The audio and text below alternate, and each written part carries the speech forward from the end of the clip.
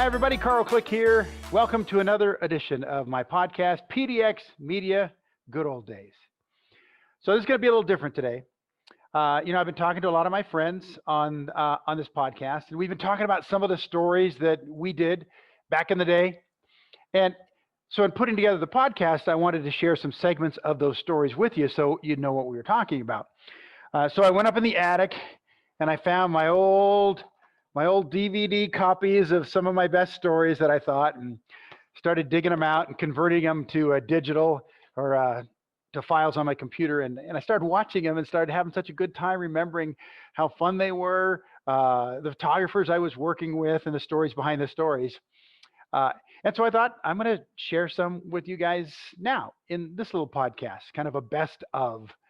I was a sports reporter when I started at KGW and loved it, did sports stories and hopefully some kind of creative stories. And then I made this little shift into the news department 1 day a week. On Sundays, I was a news reporter, doing features mostly. I credit a news director who doesn't get a lot of credit at KGW because most of the decisions he made were not really that strong. But in this case, he had the foresight and the courage to look at my ability as a reporter in the sports department and say it might work in news. And so he let me do that. And, it turned out to be a really big moment in my career because I was then a news reporter for the next 25, 26 years.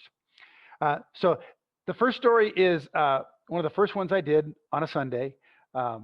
It was really a simple concept. We just kind of looked at the day. It was the anniversary of the payphone.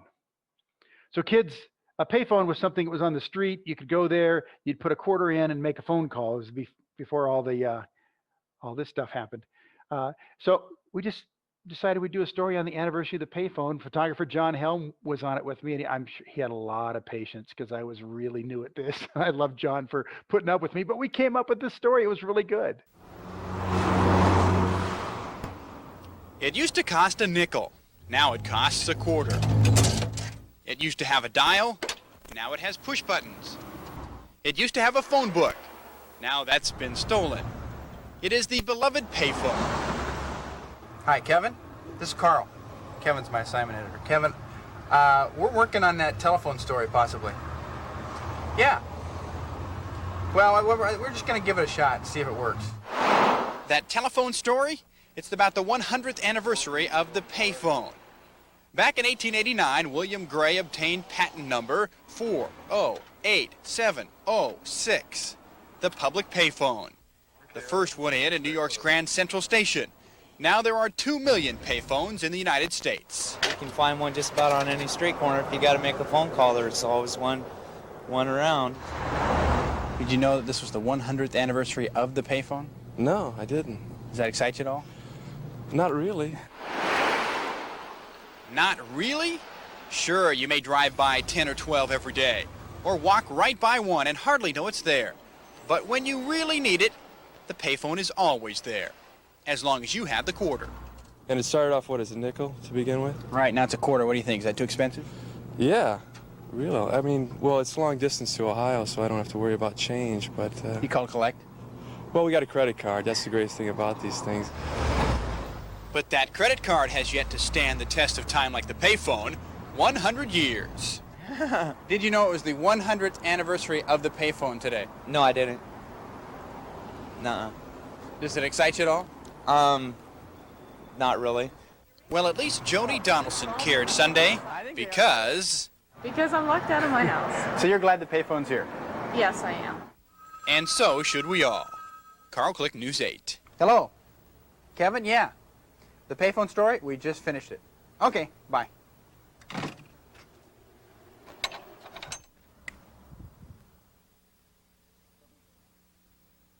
I especially laughed at the end of that story. I had forgotten about it, but it was kind of an everyman moment, because everybody who ever used a payphone, when they were done, they always checked the slot to see if the quarter came back out or there was extra change there.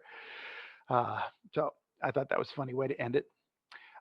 So here's some other just fun stories, fun events, fun things that we found, and some great photographers and I went out and put together these. I hope you enjoy them.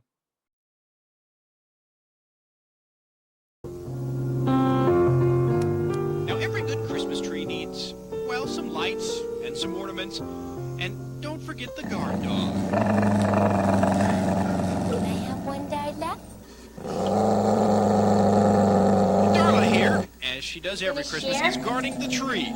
And more specifically, her presents beneath it. She has an obsession with gifts and being able to open gifts to begin with. And then to see so many gifts all at once underneath one tree really gets her excited. Yes, ask her to share her presents and ask to look at one and Darla, whatever you do, Darla. don't ask her to open one early. can I have that? Now, Darla's not a mean and vicious dog. She's fun and intelligent. Darla, come on.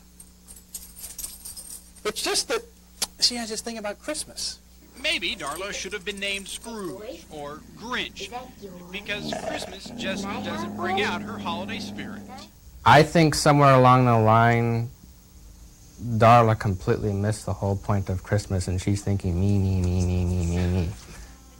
And we're told Darla will stay uptight and possessive around that tree until Christmas Day, when she can finally sink her teeth into her presents. Carl Click News 8.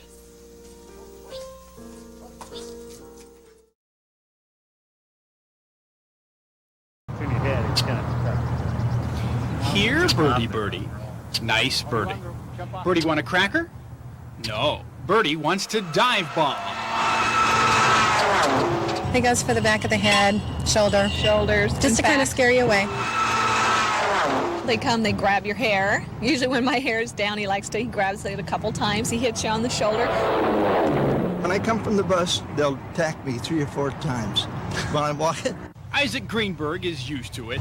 Oh, Jesus, he really let me have it. So are Debbie Henry and Darlene Robinson. They've been dealing with this bird for months now. They think he, or she, is protecting a nest up there in that light post. We're not sure if it's a starling or a blackbird, but we do know it's chicken because it always attacks from behind when you're not looking. This woman got it coming and going. And this man obviously has walked this way before. He was ready to defend himself. The bird doesn't let up. Everyone who walks this way gets a feathery reception. We just put up with and use it as our entertainment. Now we watch innocent bystanders come by. Those women are looking from an office building over there. This is a pretty populated area. City Hall's over there, and there's a shopping center right there. And behind me, they're getting ready for a taste of Beaverton. Ah! Can you imagine what this is going to be like with 1,000 people walking on this sidewalk this weekend? It could look like this.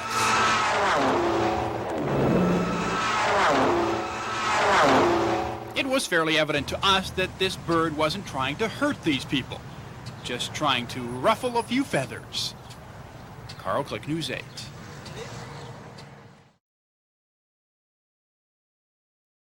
Well, there's a nasty rumor going around journalism circles that we in the television industry can't spell. We only have to pronounce words, so spelling is not important. Well, of course, that's not true, except for one reporter here at Channel 8, Carl Click. He'll admit he's a rotten speller, but maybe today's story helped him out. The story of the giant dictionary.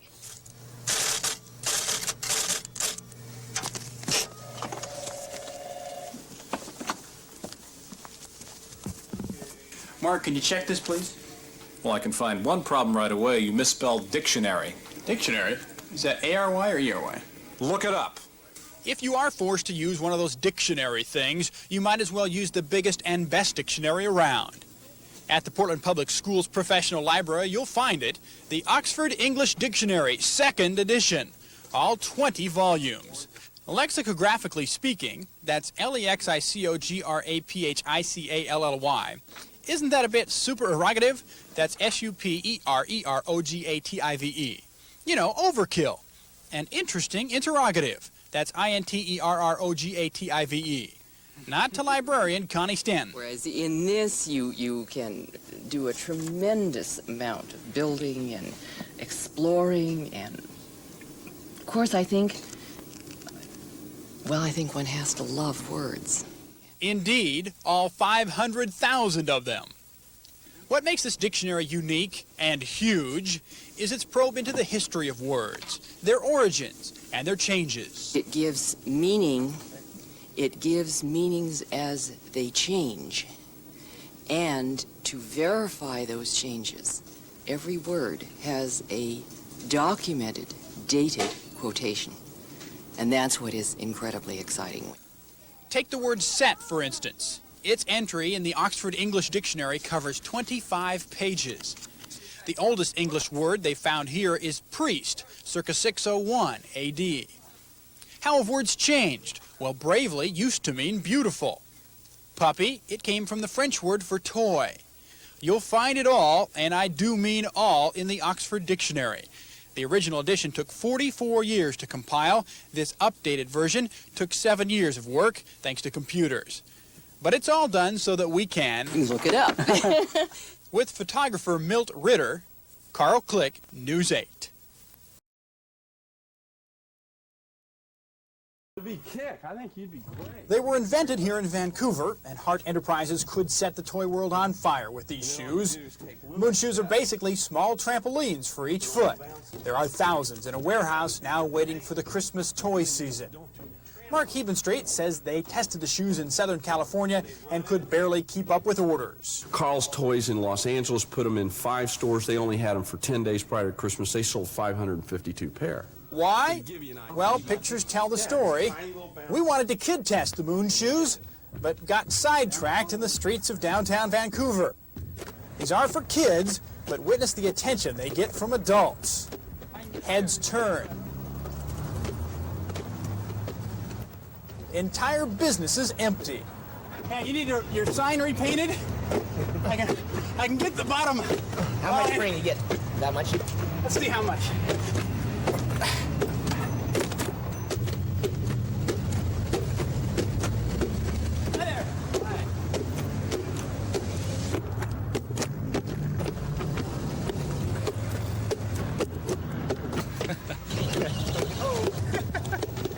As for the wearer of the shoes, it's a good workout and provides a different view of the world. Moon shoes. What do you think? My gosh, how about that? That looks like fun. Can you do a flip? No, but I can do this.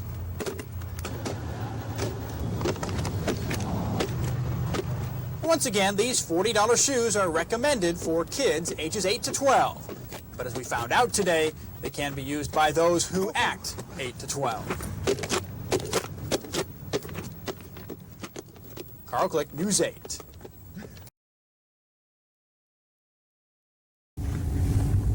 They're like little tornadoes, but we're not in Kansas, Toto. We're in the Willamette Valley.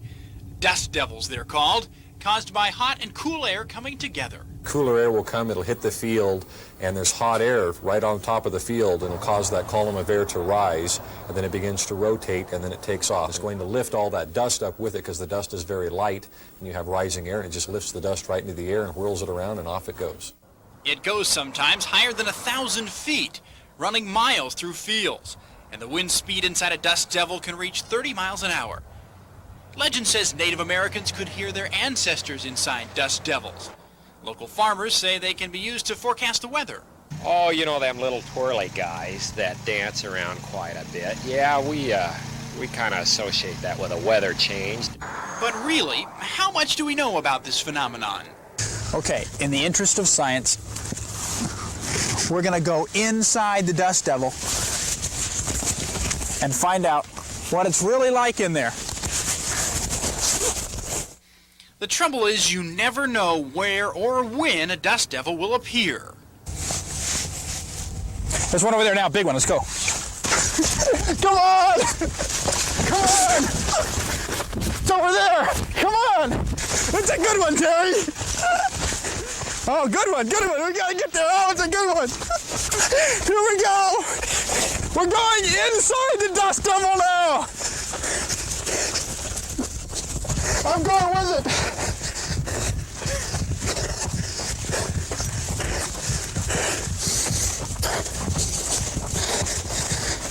Is it dangerous? It's dirty.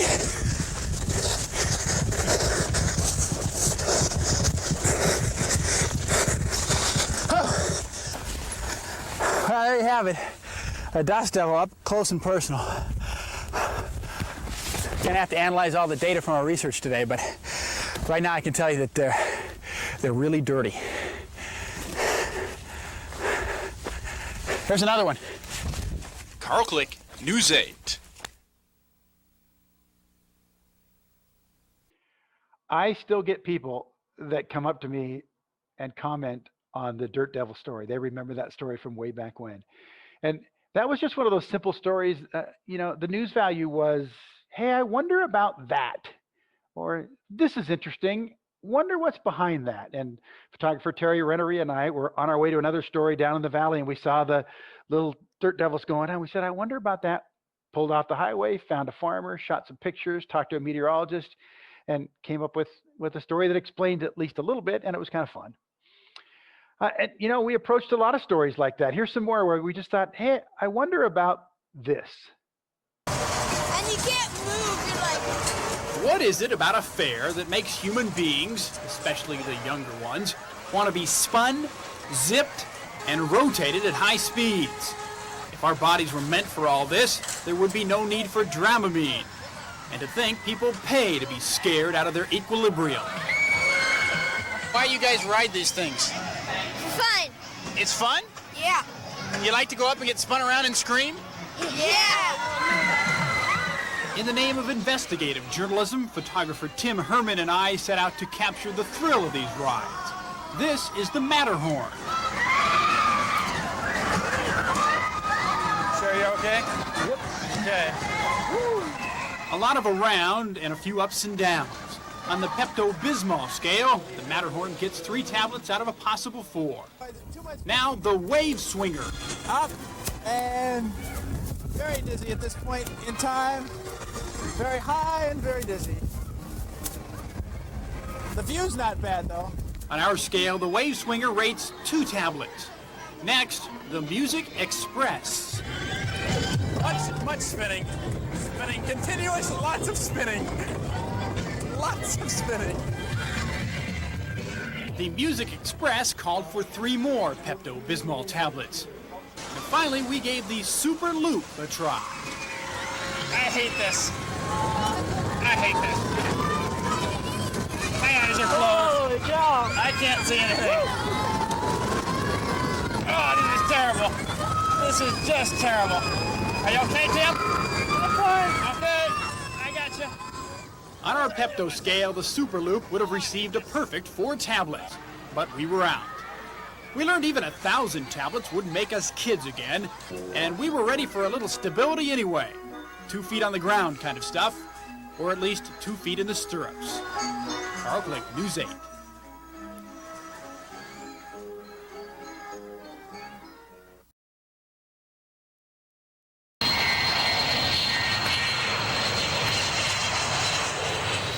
If you like surprises, this is not the place for you. Airplanes take off and land. That's it. Maybe the only surprise is that the process attracts spectators. They come every day, just off Marine Drive north of the airport. It's a place for lunch, for a book, but mostly a place for a close-up view of flight.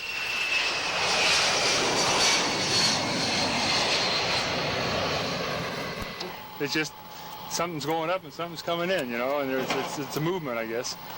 But I enjoy it very much. And you come out here every day? Yeah, almost every day. Indeed, it is a popular spot. As regularly as the airplanes taxi on and off the runway, cars taxi in for a view. A snack shop sets up most every lunchtime because it's a given. There will be a crowd here. Why? It's basic. Man's fascination with flight. Just the fact that they can fly, that they're so heavy and that kind of thing can get up there and stay up. The sound and the feel of the engines, that make the ground vibrate, that's always a good feeling. I like that. Some of these folks probably know airplanes inside and out. They can tell the 737s from the L-1011s and the DC-10s. Others could care less, just as long as they go up and come down. When lunchtime is over, or appointments call, there is another kind of takeoff here. The spectators must take off. But once again, they've been reminded that you don't always have to keep your feet on the ground. Carl Click, News 8.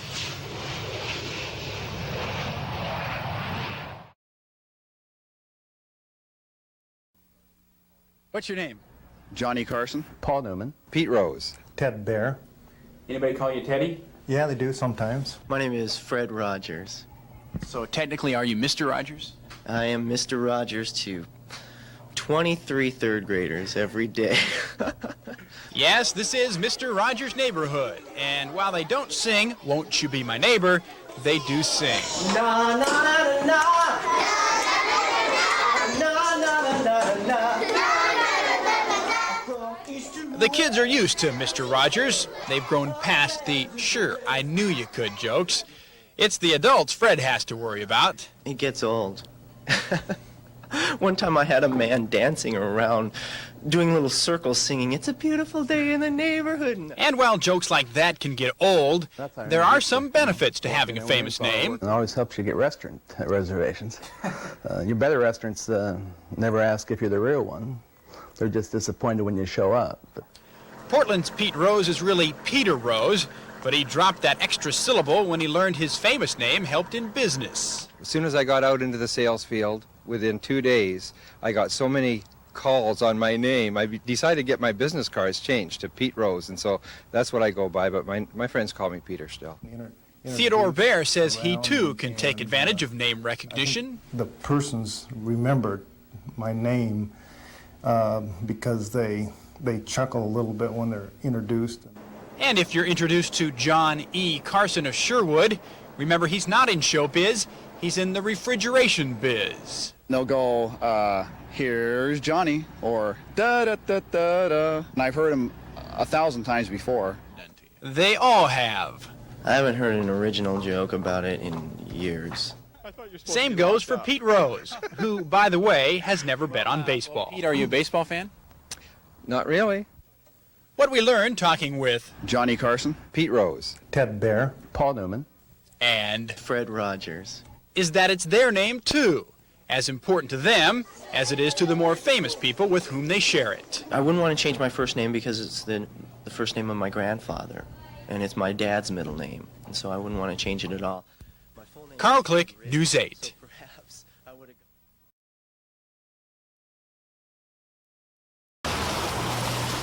Standard decorum when walking is to look where one's going. Makes sense. Except for one block downtown, Southwest Yam Hill between 3rd and 4th. Here, walking and looking down is the norm. Or walking and stopping and looking down. Just what are all these people looking down at? Well, the sidewalk, of course. Why not?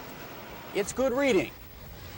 The sidewalk is known as streetwise, one block that's part brick and part literature. Words are literally written in stone. Some are quite serious in nature. Others are just gobbledygook. Then there are the sidewalk classics. But all certainly attract attention. There are some people who are in a hurry and read what they can as they get from one place to another. There are those who take their time. They meander, reading most all of the 82 entries. They actually take time out from their travels. Small groups will commence discussions. Individuals will stop to ponder the wisdom from below. Is this some publicity stunt? Bartlett's is the place for a quotation. Why would someone put it here? Sidewalks are meant to move people, but this one tends to stop them, or at least slow them down. So, is it a sidewalk at all? It might as well be a library, because there are more people reading here than walking. Carl Click, News 8.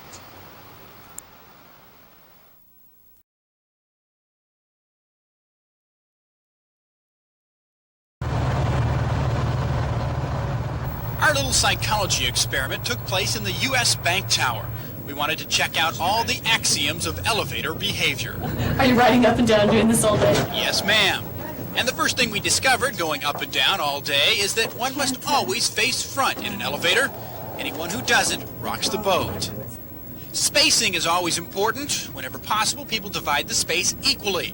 2 people split the car in half, and with more people, determining proper spacing gets more complicated. I don't know. It's funny, though. You watch people, and they'll get in. They'll get in the corners, then they'll get in the front, then maybe they'll get in the middle. Once properly spaced, They look at the numbers. it's true, everyone watches the numbers. And this is an important rule, because those we found not watching the numbers almost got off on the wrong floor. Those rules are there for a reason. And then there's the rule about not talking to strangers on an elevator. We're wondering why people don't talk to people on the elevator.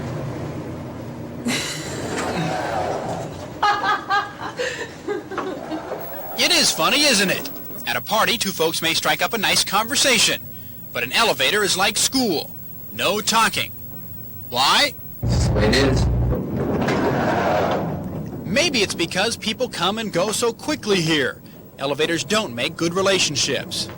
But we found conversations will flourish if only someone will break the rules and start one. So we asked why people don't talk on elevators. Because you're in close proximity with a bunch of strangers, and it's really Don't you think that though when there's just 2 or 3 people on here, we're more apt to talk than when there's a whole I elevator agree. full of people? When you're really close to people, Yeah. it's an intimacy that you don't want to share with somebody you don't know. Invading each other's space. Right. No one could tell us when all these elevator rules took effect or who made them up. But we do know they will probably continue to exist. Witness this man doing his part, passing on the ups and downs of elevator etiquette to the next generation. Carl Click, News 8. Andrew, look, you're on TV. That elevator etiquette story was shot with Milt Ritter as the photographer, and he and I have talked about it. I've talked about it in some other podcasts. Larry Shoup brought it up, and I said it before. We were nauseated, sick to our stomachs, because we spent half a day riding up and down that elevator, getting all those shots in the tallest building in Portland. So, I always liked stories about math and numbers. Well, a quick check shows that time is running out if you plan on being Oregon's next instant millionaire. Tonight's Megabucks drawing is going to be worth about $23 million. News 8's Carl Click is standing by live at one location where folks continue to try their luck as the clock winds down. Carl?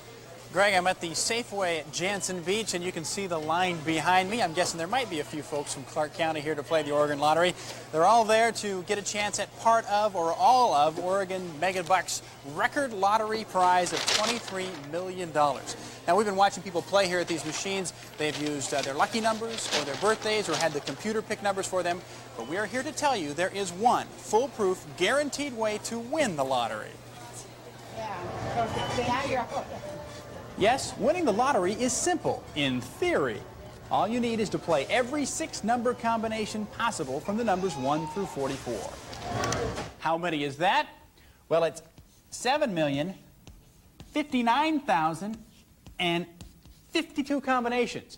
And since you get 2 combinations on each ticket, that would be 3,529,526 tickets. Now, this is just one ticket.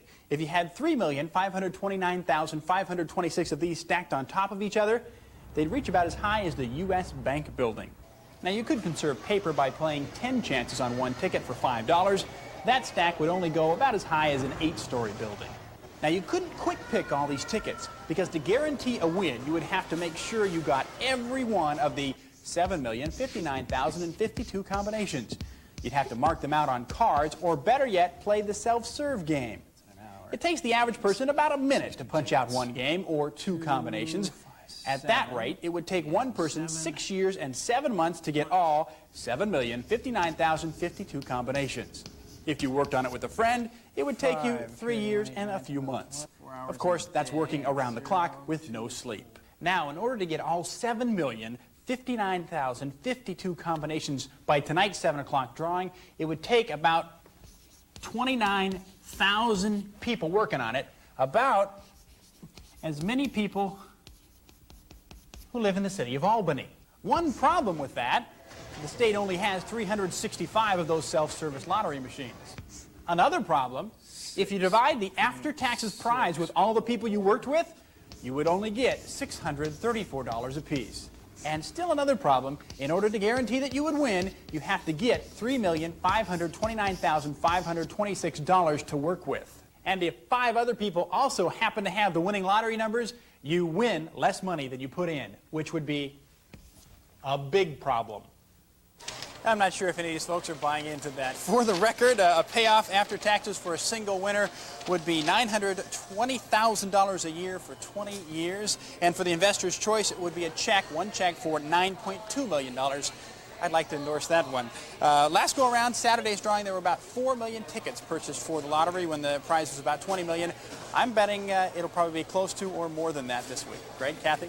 Your math was fascinating, How do you Carl. do that? But my handwriting was terrible. No, at first I thought it wouldn't be a bad deal to invest $3 million, but you made it all very clear. Thank you. Okay.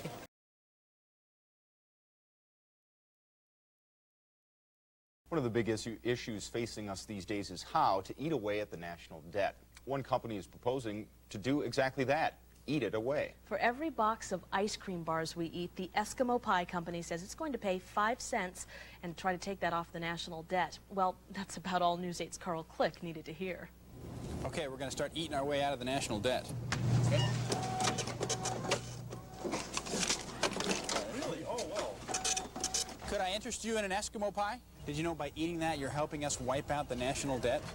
Oh, really? Why? Eskimo Pie is given a nickel for every box to the national debt.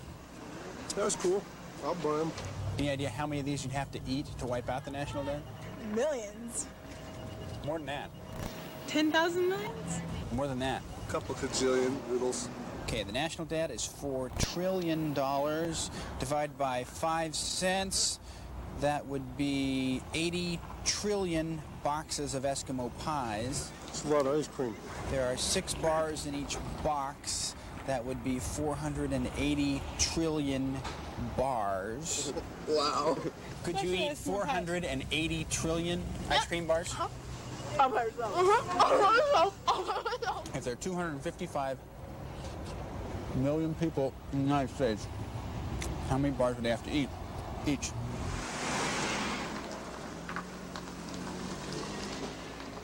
$1.8 million Eskimo pies. How about that? I love Eskimo pies. Better start eating then. I am. How many could you eat, you think? Carl's is melting all over his figures there. Oh, isn't it it? looked kind of good, though, yeah. A father and son. And oftentimes the stories were good stories, but they were made better by the people that you found in them. Like thinking back to the giant dictionary story, that great librarian who was so into words. Yeah, she killed it in that story. And we found other stories where the people that we met just absolutely made it so much fun and so interesting. Before I could prove that it worked. Call Francis Gabe of Newburgh what you'd like. Half of Newburgh thought I was nuts, and the other half decided I was a genius. And Nuts or genius, she is an artist, a sculptor, a jeweler, but most of all, Francis Gabe is an inventor, and her prize invention is the self-cleaning house. She lives in it in Newburgh, and she's been working on it off and on by herself for 29 years. I want mine to be completed when I put them on. So that's why it takes some time. Yes. Yes. When I get through with this baby, it's really going to work. Okay. For instance, When completed, the self-cleaning house will have a china cabinet that also washes dishes. It will have a clothes freshener. That's what Francis calls a washer-dryer. this is all automatic, of course. The detergent stops when the bottle's empty. Then the water runs clear and rinses. Then the clothes dry and go right down a rod to the closet. No bending or stooping for the laundry. Stooping is stupid. All housework is stupid to Francis. The bedroom and living room all have sprinklers above. Someday when they're hooked up, they'll replace dusting and sweeping. By the way, the water would all go in a floor drain when the cleaning's done. We can show you how it works in the kitchen. It's the only operational part of the self-cleaning house right now. Today, Francis gave us a demonstration, but first she had to fix a pipe fitting that broke. Then she gave us the demonstration. Eureka! Nuts! Trouble with that same pipe fitting again. and we kind of helped out with a little strapping tape. And then finally, the demonstration of the self-cleaning kitchen in the self-cleaning house. That's good enough. And there you have it, a clean kitchen Frances Gabe style. When she finds the time, she'll finish the house ahead of its time, washing housework right down the drain. Carl Click, News 8.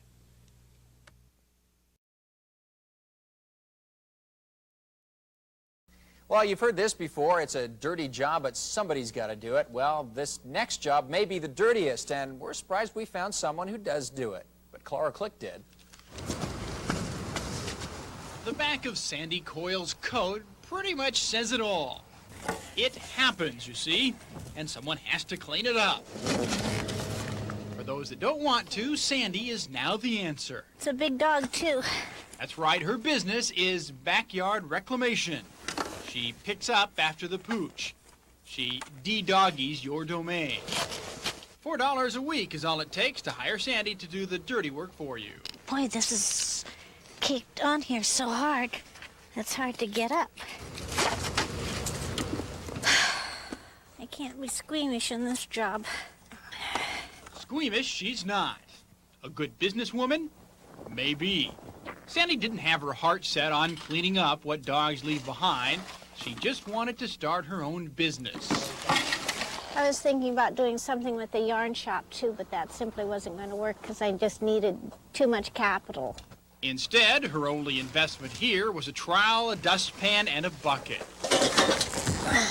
And let's face it, she doesn't have a lot of competition to worry about.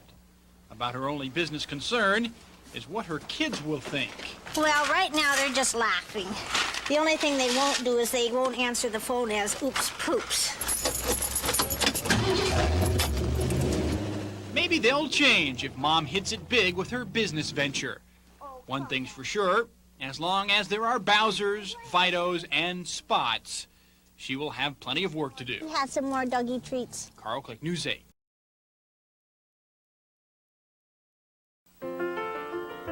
It was just one picture. Yes, one picture. Susan Baxter, 18 months old, with Santa Claus and Mr. Mistletoe in the Frederick and Nelson's window. It was taken in Seattle, 1958. Just one picture then, but now one in a collection of 30. It's a collection Fred Baxter treasures dearly. Each Christmas season, he carefully arranges what is now a family history. Susan's brother, young Fred, first appeared in the pictures in 1959. And from there, the Baxter children grow. 30 years with Santa Claus.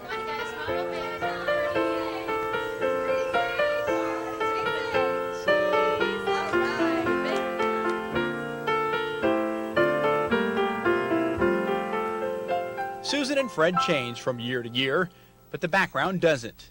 They have always taken the photograph at the same store in Seattle, same window, same Santa for many years. It's been a tradition to drive up from their home in Longview the Saturday after Thanksgiving for shopping and their annual pose with St. Nick. I think it kind of personalizes Christmas. It's not just Santa Claus or not just the manger scene, but it gets it down to a family tradition. It's one of those things you just don't have the heart to quit doing.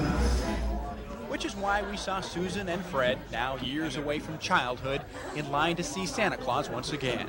It was the same store, the same Saturday after Thanksgiving.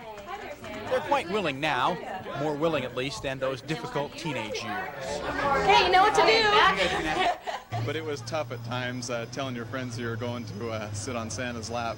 If you admitted it at all. Yeah, that's right, I didn't always brag about it. We did it for our parents to begin with, but now I think we definitely do it for ourselves. It's something we're really proud of, and we've got something, a collection that not very many people have. Cheese. Merry Christmas. There you go. Picture number 31, Susan and Fred and Santa Claus. The tradition continues. And it continues here, too. Susan recently married into a family of 5. This is their second Santa picture. And Joel Baxter is 2. Like his father 30 years ago, he's beginning his Santa pictures, a tradition he'll come to appreciate in the future. With photographer Tim Herman, Carl Click, News 8. The subject of that Christmas picture story was a friend of mine from college. And I remember at college him telling me about this tradition he and his sister had over all these years. So when KGW said, hey, why don't you do a series of 5 stories leading up to Christmas? I remembered that. And we did that story. Of course, then we met his dad, putting up all those photos, who was a great character for the story. And KGW let Tim Herman and I, we took a day, we drove from Portland to Seattle the day after Thanksgiving just to get to that store and meet them there to shoot that part of the story. So that was cool. That was a good trip. And I'm always amazed looking back at what they let us do or what they let us get away with. In this case, these stories are kind of, I got to be a news commentator, although a sarcastic and just kind of trying to go for a laugh commentator. But as I look at these stories, I think, I don't know if anybody ever checked this script. We told them what we were going to do and we shot it. We came back, it went on the air and it worked. It never bit us in the behind. But these are some of those stories. Well, California's idea to siphon off water from the Columbia River has been well publicized. Frankly, we don't know of many people in the Northwest who think it's a great idea. In fact, many folks think it's rather absurd. Well, when it comes to the absurd, we usually assign Carl Click to the story, and he's come up with an offer from California. So the state of California wants our water. While we here know how valuable this great river is for recreation, power, irrigating crops, it's one of the reasons we choose to live here. But the state of California really needs it, and we should be good neighbors. Or at least if we can't do that, we can milk them for everything we can. I propose a trade. California, we will give you our water in exchange for Magic Johnson. Yeah, we'll take Magic, preferably by Game 6 in Phoenix. We would also like Wayne Gretzky. Taylor to Gretzky, he scores!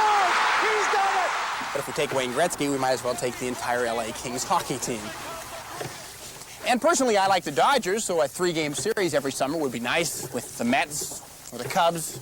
The Giants, they're not very good this year. But it's more than just sports. We could use some culture from California, like holding the Academy Awards up here instead of Hollywood, in a place like Hood River. We could use some more movie stars up here in the Northwest. Tom Cruise for the women. You never touch the steering wheel when I'm driving. Do you hear me? Michelle Pfeiffer for the men. I love you, baby, and if it's quite all right. That's thinking small, though. We can really think big. How about we'll give California our waters for the Golden Gate Bridge? We have a lot of bridges here, but we could always find a place for it. Maybe the Queen Mary, Yosemite National Park, maybe Disneyland. I know that sounds greedy, but it's our water, and we'll leave the things that California needs to be California, like traffic jams, earthquakes, Venice Beach. We could use some sun from California. But then again, if we had sun, we wouldn't have as much rain, and we wouldn't have as much water in the river to exchange for Magic Johnson, the Golden Gate Bridge, and Disneyland. So California, you can keep the sun, but think about the other stuff. We'll be waiting. Thursday, President Bush signed yet another budget deadline extension, the 3rd or 4th, I've lost count. It once again allows Congress a few more days to hammer out a budget compromise. It's my impression that most Americans are fed up with this budget crisis. Extension after extension after extension. They're stretching it a bit, don't you think? What if we did this in our everyday lives? Say, at the end of the month, we didn't pay our mortgage, and we just got an extension. Hi, is this the bank? Yeah, I'm not going to pay my mortgage right now. The president just signed a 3-day extension. I'll get around to it first of next week. That would be stretching it. Or what if driving along I-5, we decide to get an extension on the speed limit?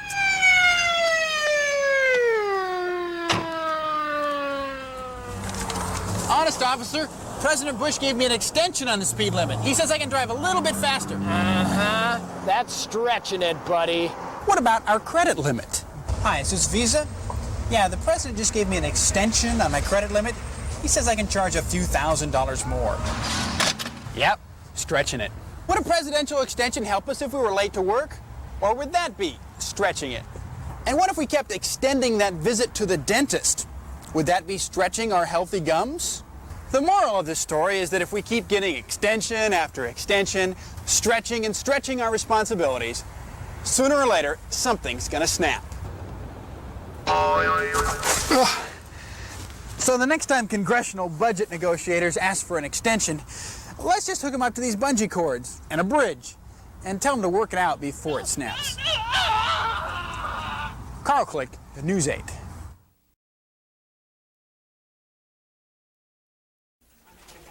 Hey, Carl, what time is it? 10:45. Okay. 10:45, I'm late!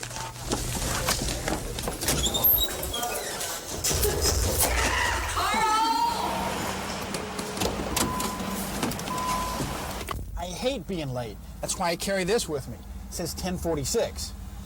Of course, the clock in the car says 10:48. So which is the correct time? We'll have to get the correct time before we know exactly how late I am.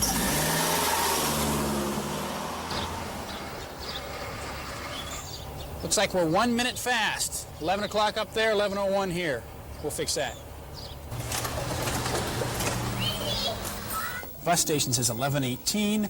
Our clock says 11:12. So either they're 6 minutes fast or we're 6 minutes slow. 2 minutes fast. 3 minutes fast. Store-wide discounts. 5-floor selection. Buy today, be happy. 11:58. They're a minute slow.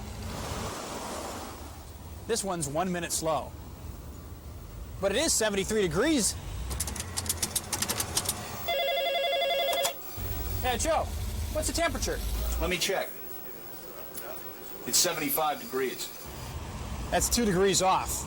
But we don't have time for that. The real question is... Does anybody really know what time it is? Does anybody really care about time? Sir, do you have the correct time? Can you give me the time? Yes. 1 o'clock. 1 o'clock, okay. Yep. You have the time? 12:56. 12:56, okay. You have the time, sir? About 2 minutes to 1. 2 to 1, okay. Thanks a lot. Excuse me, ladies. You have the time? I don't. You don't? 1 o'clock, okay. We're just trying to find the correct time. Mine says 12:56. Now, this is not a Mickey Mouse subject. If we don't know the correct time, we could be late for work, late for our bus. Let's settle this once and for all. We're going to get the correct time. Due to technical difficulties, the time of day is now out of order. Please try your call again tomorrow. Thank you. I guess that means I'm not late after all. Carl Click, News 8. Yes, kids, back in the day, the good old days, there was a phone number that you called. It was in the phone book to get the correct time of day. That was what that was at the end of that story. In fact, I think that's what inspired the story. Was we knew that it was out of order for a while, so that's how we did that story. I'm gonna leave you with a couple more that are they're just kind of fun. They're just fun stories, and I'm just so happy that I got to work with photographers and they let us do these. Well, was your last company party a little slow? You obviously didn't have human bowling at the event. Here's Carl Click with a look at a local business that puts fun in your business. Tom Russo works hard so others have fun. In this case, the downtown Red Lion wants to reward its employees.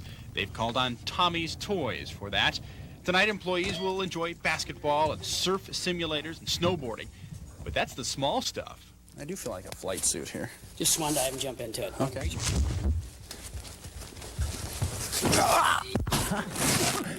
And actually, first time we ever saw it was David Letterman. That was the first time we saw the Velcro one, and my wife looked at me and she said, we can do that. And now he does. Or you do, for $325 a night. And this is called what? Rodeo Roper. Rodeo Roper. And it could be the hit of your next party. Or miss. Yeehaw! Yeehaw! He's got it! He's got it! He's got it! Yeehaw! And actually, I call it the equalizer. What happens is, if you take the boss that might be a vice president, or if you take somebody else that maybe just works down on the floor, this is something they have in common. Yes, like being the human bowling ball. Okay, here we go.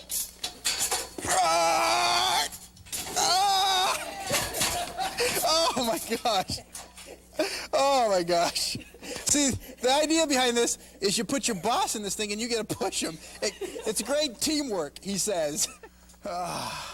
And remember, if the boss doesn't make a strike, he or she has to try for that spare, thus creating even more company spirit. Was it a strike? Carl Click, KGW Northwest News, Channel 8. The business again is Tommy's Toys. If you're not into human bowling, don't despair. They also have those inflatable sumo wrestling suits for rent. Never too tacky. The possibilities are endless. Are just endless. You know, at the end of that, we did take Carl up at the top of the West Hills and just push him down. Who knows? He's probably in Gresham by now. Who knows? The earthquake in Kobe, Japan is certainly no laughing matter. However, a local couple hopes there will be lots of laughs and fun at an event they've planned to raise money for the Kobe Victims Fund. It's a karaoke marathon. Carl Click's going to help us learn all about it. This is a 16-channel board with the Pioneer laser player. This is karaoke today. Don't start singing it until the words change color. But don't tell my heart, my achy breaky heart, I just don't think he'd understand. Actually, everyone wants to sing karaoke. It gets in your blood. Get your motor running. You don't have to be a good singer to do this. Feelings. Oh, oh, oh, feelings. Jeremiah was a bullfrog, was a good friend of mine. Oh, Mandy, well, you came and you gave without taking. Since karaoke started over there, I thought that, you know, for those of us who really enjoy doing karaoke, this is the best way possible to say thank you. You know, thank you for giving this to us. Here, can we help you? But I sent you away, oh, Mandy. Joy to the world, all the boys and girls. The record shows I took the blows and did it my way. Thank you, everybody. Thank you. Oh, that's beautiful, really. The event is tomorrow at the Gateway Elks Club, 12 hours starting at 1 p.m., adults only after 7. Admission, food, and drinks are all free. They just hope to get lots of donations. Then the fund will go to the earthquake victims. Here's how it works. You pay $1 to sing, or maybe in Carl's case, $1 so he'll stop singing. That's right. What was your favorite, really? Oh, it had to be the Steppenwolf. Did you? Yeah, and you can see Carl, of course, at the Days Inn in Troutdale coming up this weekend. Wasn't he something? Music video. The thing I like about the karaoke story is a couple things. One, I never mind being the butt of the joke. I'm not embarrassed to do that if it gets a laugh and makes a good story. And two, that had some news value in it. It was about a real event. It was about a fundraiser. It was going to raise some money for people on the other side of the world. And by giving it that kind of attention, a little extra push, you know, maybe we could help do some good. And so that's why I really liked that story, let alone it's the only time I really ever got to sing on TV, if you call that singing. So I hope you enjoyed this. I loved seeing these old stories. If you did, I'll do it again. I'll go find some more. There are a few more on these old DVDs that we could pull up. But until then, thanks for being a part of the PDX Media Good Old Days.